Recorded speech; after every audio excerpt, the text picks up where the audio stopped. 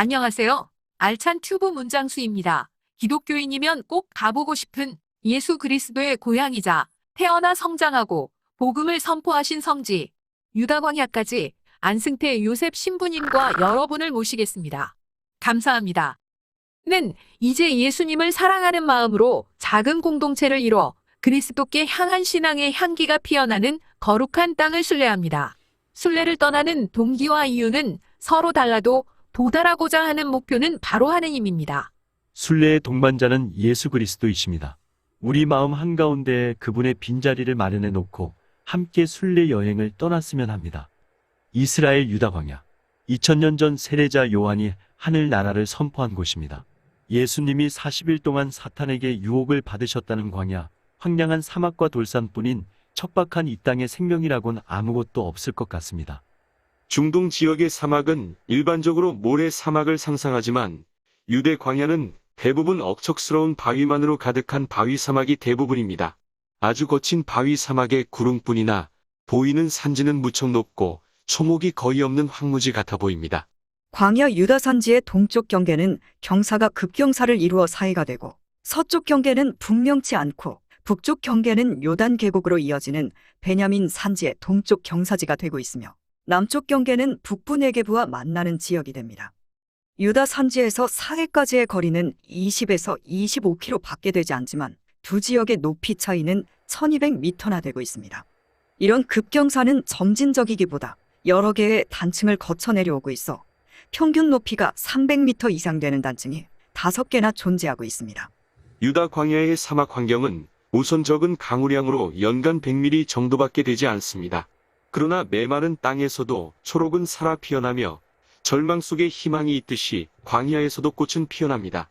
6월절이 지난 4, 5월 즈음부터 시작되는 건기가 지나고 10월경이 되면 비가 오기 시작하는 우기에 들어서면서 바짝 마른 땅에 작은 돌멩이들이 이리저리 뒹굴던 황량하던 광야에는 또 다시 푸르른 빛을 띠기 시작하면서 마침내 푸른 초원으로 가득한 들판으로 바뀌게 됩니다. 광야의 태양빛은 너무 뜨거워서 비가 오는 우기라고 하더라도 태양이 지나가는 남쪽에는 풀이 자라지 못할 정도입니다. 예리코의 장미를 부활식물 또는 부활초라 하지요. 비가 오지 않아 물기가 없어도 10년 이상을 죽은 듯 버티면서 비가 내려 물기만 있으면 파릇파릇 되살아나 꽃을 피운다 합니다. 광야에 피어날 들풀과 바람들, 생명이 용솟음치는 유다 광야의 5월 전경을 느낄 수 있는 계절입니다. 유대 광야의 여름 평균 온도는 섭씨 44도, 겨울에는 26도 정도로 겨울이 되면 추운 예루살렘에서 사람들이 유대 광야 인근의 사해 쪽으로 많은 순례자들이 줄을 잇는다 합니다. 유다 광야 지역의 일부분은 아주 옛날에는 제대로 된 길도 없었을 것이지만 그런 조그만 이 길을 예수님께서는 갈릴레아에서 사마리아 지역을 지나서 예리고 지역을 지나 예루살렘으로 걸어 입성하셨습니다. 세례자 요한은 청년 시절에 황야에서 기도와 고행으로써 자신을 준비하고 부름받을 때를 기다렸습니다. 그는 서기 27년경까지 유대 사막에서 은수자로 살았고 30세가 되었을 때부터 요르단 강가에서 하늘나라가 가까이 왔다고 설교하기 시작하며 회개의 세례를 베풀었습니다. 그의 목적은 예수님의 길을 준비하는 것이었습니다. 요한은 그리스도인들 뿐 아니라 이슬람에서도 예언자로 공경받고 있는 인물입니다. 세례자 요한 광야 수도원은 세례자 요한이 그의 공생활을 준비한 곳으로 두 가지를 기념하는 성지입니다. 하나는 누가복음에서 언급하고 있는 세례자 요한이 이스라엘 백성 앞에서 회개를 선포하기 이전에 성장한 장소입니다. 다른 하나는 요한의 어머니 성녀 엘리사벳이 묻힌 무덤이 있는 곳입니다. 엘리사벳의 무덤은 비잔틴 시대, 십자군 시대의 건물 위에 다시 20세기에 건축되었습니다. 그리고 예수님께서 그에게 세례를 받으려고 오실 때 그분이 메시아임을 알아보고는 제가 선생님께 세례를 받아야 할 터인데 선생님께서 저에게 오시다니요 하며 말렸습니다. 그는 자신은 그분의 신발끈을 풀어드릴 만한 자격조차 없다고 했습니다. 광야에서 외치는 자의 소리는 요단강가에서 예수님을 만나는 순간부터 일대 변화를 일으킵니다. 그리스도께서 갈릴레아로 떠나신 뒤에도 그는 요르단 계곡에서 자신의 설교를 계속하였습니다.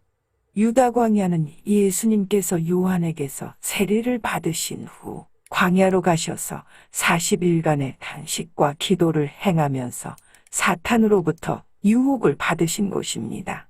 첫 번째 유혹은 돌을 빵으로 만들라는 것이며, 당신이 하느님의 아들이라면 이 돌더러 빵이 되라고 해보시오라고 유혹했습니다. 이에 대해 예수님께서는 사람은 빵만으로 살지 않는다. 바로 이 말씀으로 악마의 유혹을 물리치십니다. 두 번째 유혹은 자기를 경배하면 세상의 모든 권세와 영광을 주겠다는 것입니다. 이에 대해 예수님께서는 주 너의 하느님께 경배하고 그분만을 섬기라는 성경 말씀으로 유혹을 물리치십니다. 세 번째 유혹은 악마가 예수님에게 성전 꼭대기에서 하느님의 아들이라면 밑으로 몸을 던져보라고 유혹합니다. 이에 대해 예수님께서는 주 너의 하느님을 시험하지 마라 하시며 유혹을 물리치십니다. 이어 갈릴레아 지방에서부터 본격적으로 하느님 나라가 다가왔다는 기쁜 소식을 선포하시기 시작하셨습니다. 예수님께서 복음을 선포하시며 마귀 들린 사람을 고쳐주시고 병자들을 낫게 해주시는 기적을 베푸신 것은 인간 구원의 절대 조건인 참된 해방과 자유를 선포하시기 위한 것이며 메시아의 힘을 드러내시기 위한 것이었습니다.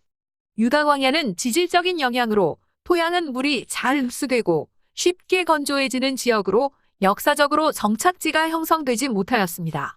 즉 유다 광야는 결코 다른 지역과 완전히 고립된 지역이 아닌 문명된 거주 지역 사이에 끼어 있는 지역인 셈입니다. 하지만 문명의 중심권에서 뚝 떨어진 변두리 지역으로 사회로부터 버림받은 사람들이나 삶의 중심지로부터 축출된 사람들이 모여드는 땅이 되는 곳이었습니다. 이 때문에 적을 피해 도망을 나온 피난민이나 종교적으로 고립된 생활을 추구하는 이들의 은둔처로는 최적의 장소였습니다.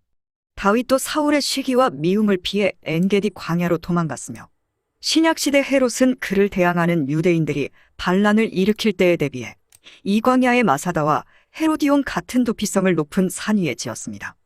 그래서 유다 광야는 항쟁자들의 마지막 저항지가 되었고 마카비, 에세네파, 마사다 등이 있습니다. 구약 성경 이야기의 배경에는 광야가 많이 등장하고 있으며 성경 속에서 이스라엘의 역사는 광야라는 곳을 떠나서는 존재하지 않기 때문입니다. 이집트를 탈출하여 나온 이스라엘 백성에게 있어서 광야 생활 40년이라는 세월은 이스라엘 민족의 정체성이 형성되기 시작하였습니다. 하느님과 체결된 율법을 받게 되었고 뿐만 아니라 제사법과 절기를 통하여 민족의 정체성도 마침내 확립되었던 것입니다. 유대 광야에 서서 이 광야는 우리 마음을 비우는 곳이라고 여겨집니다. 하느님은 때로 우리 마음을 광야처럼 아무것도 없는 메마른 곳으로 인도하십니다. 그것은 복잡한 우리 생각을 비우고 우리 마음 안에 당신의 말씀을 세워 당신으로부터 새 힘을 얻게 하시기 위함인 것을 알 수 있습니다. 태양을 피할 그늘 한 점 없는 거친 유대 광야. 모세가 이스라엘 백성을 애굽에서 이끌어 40년간 광야 생활했을 때도 이런 모습이었으리라. 낮에는 구름 기둥, 밤에는 불 기둥이 유대 민족을 인도했다고 성경에 기록되어 있습니다. 이스라엘 면적의 60%가 모래 아닌 석회석 바위 지형에 메마르고 황폐한 땅, 광야. 예수님은 이 광야에 접해 있는 요단강에서 요한에게 세례를 받고 다시 광야로 나와 40일을 금식하시며 기도하시다가 마귀에게 시험을 받으신 영성의 땅입니다. 예수님과 함께하는 우리의 여정은 그리스도인으로서 삶의 방향 감각을 찾아주고 활력을 주는 새로운 나침반이 될 것입니다. 순례길이 기쁨과 은총이 가득한 여정이 되는 것은 순례자인 우리의 마음에 달려 있습니다. 우리가 머물고 찾아가는 순례지 모두가 하느님의 뜻이기 때문입니다.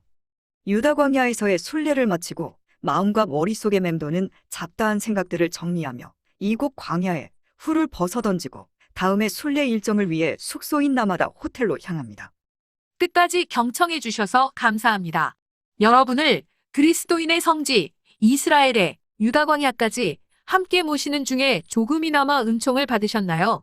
알찬 튜브는 더욱 알차게 마련하도록 노력하겠습니다. 감사합니다.